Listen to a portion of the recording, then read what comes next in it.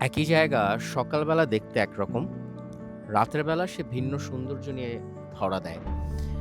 আমি খুবই কঠিন নাম এখন অব্দি ঠিকঠাক করে উচ্চারণ করতে পারিনি। আমি আরেকবার চেষ্টা করছি। উনা ওয়া টুনা। আ এটা হচ্ছে এই ভিলেজটির নাম, গ্রামটির নাম এবং এই গ্রামটিকে ঘিরেই আ যে সমুদ্র সৈকত, চারপাশটাকে ঘিরেই আসলে গড়ে উঠেছে এমন একটা অংশ যেখানে টুরিস্টরা এসে ভিড় করে। তারা এই সমুদ্র সৈকতের প্রেমে পড়ে এবং বারবার ফিরে আসে।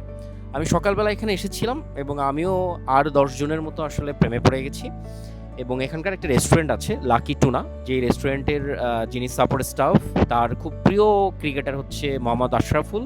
তিনি বাংলাদেশের ক্রিকেটের খুব ভক্ত। তার সাথে গল্প করছিলাম এবং তার সাথে এমন একটা আড্ডা জমে গেল যে রাতের বেলাও এখানে না এসে পারলাম না।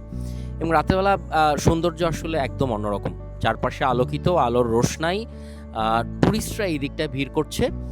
সবচেয়ে দারুণ জিনিস যেটা হচ্ছে সেটা হচ্ছে আ সমুদ্র সৈকত, সমুদ্রের গর্জন, ঢেউ শুনতে পাচ্ছি। আজকের আবহাওয়াটা এরকম, আ বজ্রপাত হতে পারে বা বৃষ্টি হতে পারে। সো একটু পরপর লাইটনিং বলি বা বজ্রপাত, যে দূরে একটা আলোর রেখা সেটা দেখা যায়। এবং আমি এখানে একটা ছোট্ট টেবিল নিয়েছি।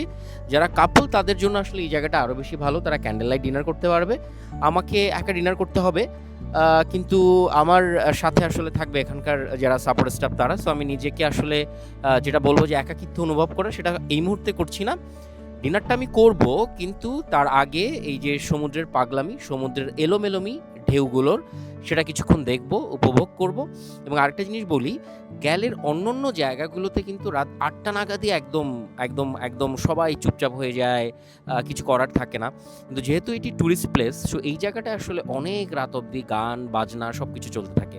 সো আপনি যদি আসলে গ্যালেতে এসে একটু হ্যাপেনিং প্লেস চান, এখানকার খরচটা একটু বেশি পড়বে, দাম একটু বেশি পড়বে অন্যান্য জায়গা থেকে, হোটেল থেকে শুরু করে খাবার-দাবার, গিফট আইটেম।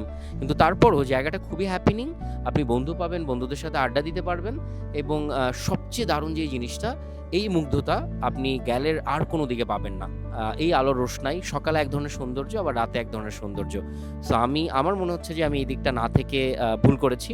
কিন্তু আজকে আমার গ্যালেতে শেষ দিন। কালকে আমি চলে যাব কলম্বোতে।